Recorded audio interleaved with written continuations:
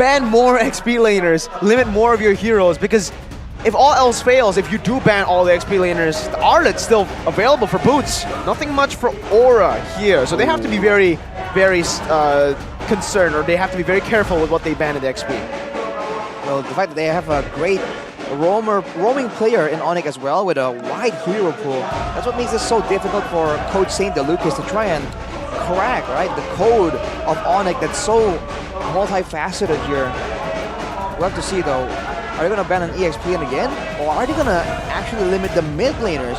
Because those mages, like I was about to say, they don't really stand out like as a solo big main carry, but they make moments happen. So it seems like Aura are going for big ultimates here, so they want to make sure that Onic doesn't get their hands on any of that, especially Sans. What's left on the table? What's like the biggest ultimate you can think of out of mid lane and EXP lane position? Charizard? What else is there? Why do they ban Valentina? They're setting up for even bigger ultimates. My guess is maybe they want a Novaria pick. Yes. So Novaria and the Wild Charge, those are already two big ultimates. In XP, this is the question now. If they don't pick X-Borg last game, they have to pick X-Borg now, right? It's an Akai and an Arlet. If they go for even more tanky member, hey, don't do that, Kyrie. Don't give me hope of a Yi Sun Shin in the jungle. Way. Don't give me hope.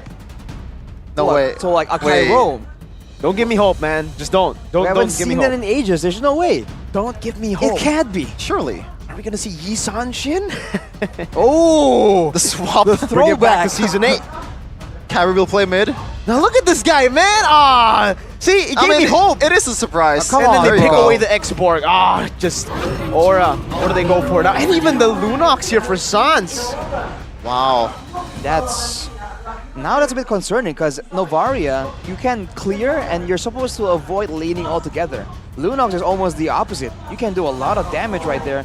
And knowing that the main front line for Aura is most likely going to be the Grok or the Fredrin, hey, if you can't crowd control them, take them out. That is the best crowd control, and Lunox can provide that for a tank. So Ruby. I think so, yeah. I mean, the only one that makes sense, I guess. Like, you can punish the Arlet going in. Also, Lunox, a bit more close range compared to the other mid laner out there. So, a bit more prone to get picked off by that I'm offended. Well, it's almost like a full dive kind of angle here for Onic. They have a Bruno though, so you have to wonder right here if Aura, in the back of a aggressive G-Rock in the hands of Yaoi, can they turn this around by just targeting the marksman? Because later in the late game, of course, the Lunox can supplement some DPS with the Chaos Order, but you know, it's going to require this Bruno to really output some damage. And I think the job for Boots right now is going to, like, he's man-marking Kabuki in the first game, but later in the game, he's gonna man-mark this G-Rock. He's gonna get him away from the Lord Pit, but we're going to see if that's gonna happen. Yaoi a chance for redemption against Keyboy. So far, 3-0, 3-1 for both of this guy. Game number 2 of Onic versus Aura is on the way in the Land of Dawn. A freeze at the start, trying to delay the minion waves from crashing in to give them a bit of prio. But we'll see in this matchup, they have so much shred, man. Boots on the X-Borg and Sans on the Lunox. Yeah, I feel like Guggen's going to be having a very tough time here. He's going to be the main guy in the front, and he's also going to be taking all this chip and shred damage from the side of Onic. I feel like, you know, we'll see if I'm correct, but I feel like in that mid-game, he's going to be having a terrible, terrible time. For sure, but he can play through those CCs though. But Kyrie, speaking of CC though, this guy is... We've seen a lot of miraculous plays by this guy on any hero, and Akai is one of them. 4-man pin in the bottom lane, still remember? Yeah. Kyrie. Yep. The signature of Kyrie. Red Tree battle there, and Kyrie actually wins it out over Gugun on that Fredrin. An early lead for the Akai. Also, items, Arashi. Arlet with the... the Keyboy with the signature, no boots, no roam boots, early. Yeah, he wants... I don't think he's trying to outmaneuver anyone. He wants to rely on his strong suit right here. The fact that he can just sit there and just take some damage, regen it, and hold his ground. Looking at the emblems though, in the later stage of the game, Kabuki will be doing a lot of damage, but so will Albert, man. With the Fatal, oh man, and the weapon mastery, this Bruno definitely has huge snowball potential. Rashi, you finally see something different from Gugun right now. He's actually taking Inspire instead of Thrill on a Fredrin. Why do you think that is? I feel like he doesn't really feel like he can really match the clear potential, because for Fredrin, you clear fast, but your power comes from your multitude of, your flexibility. You have crowd control, you have some damage as well. With the Inspire, he can have a lot more tools to both engage by dashing forwards, with a knockup, or to get out of a sticky situation. And against Onic, like I said, he's going to be having a tough time, he's going to need it. People already poking Yawi down there. Still well charged into the back, trying to force out a heavy spin, even an I'm Venom connected over from Iran. They're trying to bait it out. If Kyrie still gets this, it's not going to be worth it, and they do because of the last Insanity play. And in the back, it's going to be Kimo, who jumps in even forward. Gugun, an amazing Appraiser's Wrath to catch them. This might be the triple for the Rookie of the Week of Week 1 and 2. Gugun. A Fredrin triple kill Rashi, and they're trying to steal the blue buff as well. What's happening? Onic, they had that in the back, but they had to throw it away. Kyrie, shield, yes, skill going in, headbutt in. Oh, it's a bait, but Gugun, an unofficial maniac, as that's Boots, who jumps in with last Insanity, gets the shutdown, goes up to Yehezkiel, burns him down, and gets the double kill back. Now it's Yawi who's going to be caught. The final slash dodged away, or tanked, soaked in by Yawi with that power of nature. Man, everyone is overextending all over the place.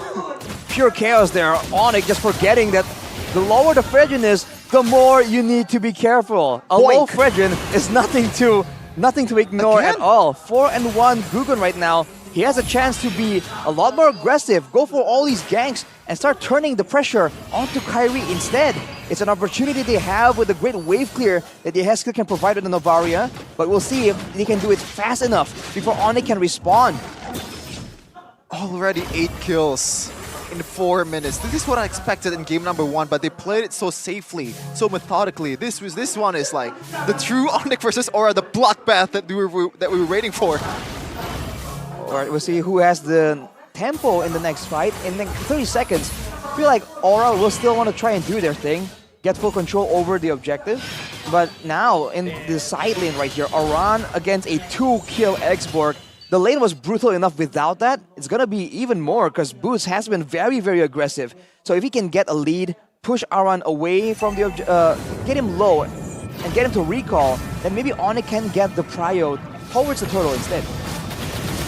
On the Astral Echo, mid-control, heavy prio for Onic in the mid lane. Gugun though comes forward, trying to go for a bit of damage. Kabuki in the bottom lane. Sans, Chaos Assault into the back, trying to deal more damage to Kabuki, but he's able to actually get out. Wow, Sans gets chunky. Oh, he 1 HP. Barely gets out. He has the wild charge. He wants to go for initiation before he dies, perhaps. Around in the back. Flickers out of the last Insanity. Boots right there. Oh, in the bottom lane, Albert finds a kill. Yawi and Gugun very low. Aran as well. They need to find some compensation here with a 4v3. It's still Onic who are winning this team fight. Yawi with wild charge, connecting onto 2 members. Gugun now pinned down, but still is able to secure the turtle. It's Aran in the back, going for the stun. Gugun for the taunt. Now Keyboy jumps to the vengeance, pulled back by the I'm offended of Aran. Don't run Wolf King onto the back. Now it's going to be Keyboy who will be taken down by Aran. Sans has finally joined the team fight now with the last Insanity and the Chaos Assault. It's also a turret down below going down. Aran against 3. Natural Echo. Sans 1 HP. Gets out with the brilliance. Yehezkiel looking for the Astral Meteor. The wall down to stop him from getting out, to deal more damage for Yehezkiel to execute him. Who won that trade? I don't know, but it is chaos indeed, Arashi. Like, what's happening right now? In the bottom lane, though, I think Aura was like, they felt the urgency to get something, but that was... like, who won that? I feel like Onic, in a way, did win that. The fact that they did not get the turtle, but they got kind of trades all around with a really solid late-game DPS source in the Lunox, and they got the turret, and they got the kill on Kabuki to put him further behind, and they got the turret as well, and all that gold in the pockets of Albert. We'll have to wait and see for the official gold charts, but I think Albert is starting to build up quite a lead, and Onic can really use that. But this is definitely not the Onic that we're used to, man. They're just going for this full-on fist fight. We're used to see Onic dominating the game from the get-go, and right now they're down about 300. Not much of a lead though for Aura, but it's still a lead indeed against the Invincibles in Onic. Taking a look at the items for now. Molten Core for both junglers. Kyrie is definitely up in the curve. And with Aura equalizing, the goal line isn't that far apart actually. Of course, Albert has the power spike in the Berserker's Fury, but now Kabuki has the Golden Staff, so a lot more passive procs. Can Gugun get a play though? Gugun on to Sans. Albert gonna be the target for Aran. He flickers, I'm offended. Now Sans all alone in the back. Oh, it's a good shot into the back right now, but Kyrie is able to peel for his team. Keep the vengeance, and it's Yawi who's pinned down against the enemy turret. Kabuki rotating over. Gugun looking for the taunt, not able to connect it. It's Sans traded in for Yawi. A trade, more value for Aura. The jukes though from Albert, he knew that the wild charge is coming and just evaded, sidestep away, you know, one step away from Yawi. And that way it didn't connect. Managed to escape, but Boots might be in trouble. He is, pops in the last Insanity before the Faraga armor gets taken down. Gugun already a quarter of HP. Keyboy, final slash in the back, and Kabuki's the one who gets it, despite Gugun getting full CC'd. A taunt over, Gugun out with a knockup. Keyboy gets baited in by Gugun, and Yehezkiel picks up the kill. 1,000 gold lead now for Aura. Man, both teams just going at it, but Aura once again showing the neutral objective play. After the tempo play on the top side, they just rush there, and Onic, they're trying their best to really match the kind of speed, the rotations, but they're really trying to force a lot of these fights. It's almost like they have to stabilize for a bit longer before they do anything, because this is not how they usually play. This is not how they want to be playing either. We've talked about the retro battle between Gugun and also Kyrie, but so far the one who's taking it is none of them. Even in the first game, there has been some moments where Keyboy stole it. Keyboy, and then now, was it Kabuki? Yep, Kabuki. I mean, this is what happens. Too much CC, no retribution being executed. The one who gets the scraps is the victor. We have to keep in mind that Onic hasn't been dictating where and when these fights happen though. They've been trying to scramble, and they've been sending 2 or 3 members to deal with the whole Aura squad to try and get that neutral objective. So we haven't really seen a full 5v5 yet. And we haven't really seen Lunox being picked up in MPL Indonesia Season 12. The last time it was picked is week 1? If you told me that, I wouldn't believe that stat. Yeah, Lunox isn't really, well, Yeah, but it's been out of the meta for a while. Yeah. It's still conditional, I get it, but it's still usable, I guess.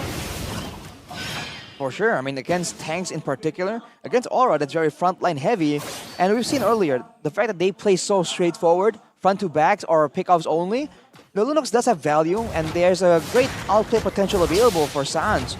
But right now, it's almost like they're just too preoccupied dealing with Yawi, like we saw in the previous fight in the top lane, that they can't really get Sans and Albert to output their damage as efficiently as they would like. So with more items, I feel like it's going to be quite different. But now again, Aura pressuring for the Lord, the neutral objective, and Onic, they're going to end up scrambling here as well because Keyboy is not there. Gonna bait out the heavy spin first for Kyrie.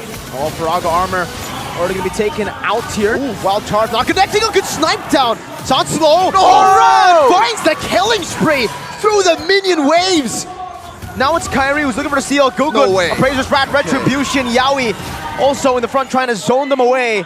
Aura now, they have a big lead, 3,000 gold lead. Finally a safe space for Gugun to execute that retribution. Good job for Yawi Yehezkiel. Even Aran just zoning on everyone, also dealing the damage. Ultimately getting a kill towards Sans, one of the most core member of Onic, and sitting at a 4 deaths, the most of the team. We're seeing Aura adopt the strategy of putting all the pressure they can onto Sans. Even in game number 1, Sans was the main playmaker right there. And if you look at this game, he's always pressured. A wild charge on a Keyboy by Yawi. Picks him off now as that is a last Insanity to the back. Finding Yawi, taking him down. Keyboy for Yawi, but Boots is caught, shut down by Kabuki. A shot over to Sans by Yehezkiel as they take control of the enemy jungle. Now the Lord's marching down right here. Onic trying to clear it, but they're going to be zoned away. It's going to be a base defense on this. Aran! And I'm offended. Oh no, Purify! An interesting Purify to get out there with Kyrie with a headbutt. Turret tier 2 down below taken down. Looking for the mid lane now for Aura. Aran, did you see that with the item, Rashi? What Aran picked up? Malefic Roar for Ruby. I told you he's crazy. He's local. He got the kill onto Sans earlier as well.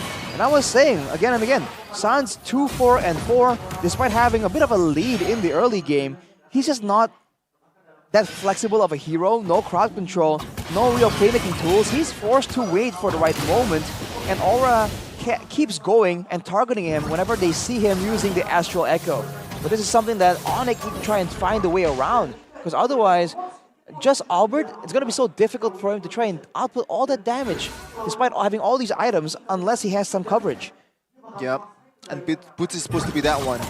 But right now, like, when you're up against a full damage Ruby and also the poke from Kabuki and also the SPL, it's hard to stay intact with that Viraga armor. So you have to play it a bit more carefully, just a bit more passively compared to the usual X-Borg that we've seen so far. But Sans, look at that, the Kumar Bosch. Yeah, he went up there avoiding pursuit. He gets out. Once again, it's a slow build-up, but in the late game, in a way, Aura will have more control, more poke as well. We've seen what Novaria can do in the late game, mainly I think from a boy from Geekfan. But for Onic, they have a Lunox, keep in mind. And now with no I'm offended, can Onic go for a fight right here on their terms? Astral Echo onto the back, revealing 2 members. Kyrie, not gonna red tree this one. Gugun is actually the one who utilizes his red tree. Now 2 levels up on Kyrie. Suns, is that a power spike that we need to note? The Holy Crystal, 12 minutes in. What a guy, what a rookie, what a player, Gugun. The first time he's played at MPL Indonesia Season 13, the highest stage of Indonesia, and he stepped up, being already one of the better junglers in MPL ID. Look at the waves right here. This favor Aura, so Onic are the ones that have to try and make something happen for now. Although with the waves meeting up near Onic's base, it might really start pushing back, but Keyboy wants a play to happen. Pops in to conceal, final slash, doesn't reveal anyone even. And Aura have a slow push built up in both side lanes. Everything's going right for Aura. They have the zoning. Meanwhile, Xiaoyi looking for something. Pops in to conceal, but the Lord actually stops that play from happening. Keyboy, caught an I'm offended, able to flicker out the safety. Meanwhile, Xiaoyi, 3-man set with a wild charge, now flickers out the safety. Meanwhile, the backline, Gugun, Appraiser's Rat, now pinned down Sans, Chaos Assault. Kabuki's on a killing spree, now chasing down Albert. Gugun on the other side of the map right now, trying to survive with Impure Rage. He gets down the dash, 1 hit away, and Aran's chasing them down as well. Gugun's still 1 HP, not able to survive Gugun! My goodness! What a guy once again with the play! Gugun! Remember the name! Holy! Who is this man? He comes in and just shows Onic who is boss. And now with the control, Kyrie trying to go for a steal, but it's too risky. Alba's trying to lifesteal in the jungle, but might be too difficult with the Heskill having his eyes on the target. Gugun once again making the play happen. That's the pull down right now. Kyrie needs to use the heavy spin, but he doesn't even have it on cooldown. Around in the back now, shut down. Taken out. Gugun does the same thing to Kyrie though. Kabuki still has that ultimate. This should get more damage. Keyboy looking for the steal. I don't think he can go for this. He gets barriered out, zoned away, and Aura 4,000 gold lead with an enhanced Lord in the 14th minute of the game. Just the oohs and the ahs from the crowd when Gugun made those play, man. Once again showing off against Kyrie. AI prediction presented by the Samsung Galaxy series now, showing that Aura, against everyone's expectations, has a close to 70% win victory rate against Onic. They have the Lord, they can try and make that work right now with Yeheskill picking up the glowing one for more siege potential. But Onic do have damage, and if you look at the items, their carries, in particular Sans and Albert, are 1 item away from just equalizing it out. So Aura actually is still, in a way, fighting against the clock. A question before the Lord Arashi. Like, what's happening with Onic? Like, what went wrong? Is it the draft? Is it just the execution? I feel like it's a bit of execution, especially early on, and now it becomes augmented by the draft. So with the game going longer and longer, I feel like there's a chance for Onic to turn this around, especially if Aura gets impatient. The charge from the Lord in the mid lane. Albert and Sans. Wow. Amazing wave clear for the Lunox. Yep. They're able to deal with it very, very quick. Now onto the bottom lane. Albert goes. Yaoi. Conceal. Power of nature. Boots. Last insanity to zone them away, but he will lose his Faraga armor when he dives in. Gugun now with immortality. Keyboy. Final slash. Not connecting. Once again, Albert already half HP. They're looking for a set. Aran has flicker. Gugun has flicker, but Aran does not have an I'm offended. And Onic. It's still Onic. Very, very well. Very well is an underwhelming statement, Mirko. That defended like Fantastic. Yeah, couldn't go better, I guess. Like, this is perfect defense for Onic. Like, they're not giving up a single base turret, despite this is being leveled to Lord. I think Aura now will have to just wait it out. Maybe try and get Eheskiel to do the damage, but this is all they can do. They don't really have any chances to really brute force into the base due to the insane wave fear that Onic has. Now, Boots. And I'm offended this time with the Kyrie onto Boots as well. Conceal Keyboy. What? Charged by Yaoi. Forcing a Purify. 3-man taunt at the final slash. Boots gonna be taken down as Yaoi dives deep with immortality. Kyrie pinning down around. San very low. Taunted up. Good. Stabs him and takes him out. It's a 3-for-1 in favor of the Dragons. 3-for-1 for Aura there. Around to get it shredded immediately, but he has done what needs to be done. With 20 seconds left on the clock right here, can Aura force Onic to let go of their last remaining members? Keyboy and Albert, 2 against the world. Oh, they want to convert? Let's see, the barrier. Almost took Albert to the wrong side of the wall. Keyboy flickering in front just to die with the immortality. Tries to zone the minions away. Now with the final stack, not connecting. Yaoi finds a wild charge. There's no Purify, but there's a big bonk. And Kabuki goes for the base. 1-to-1 winning moment by Samsung Galaxy A555G. We have game 3. The fire has been ignited by Aura, especially Guggen showing off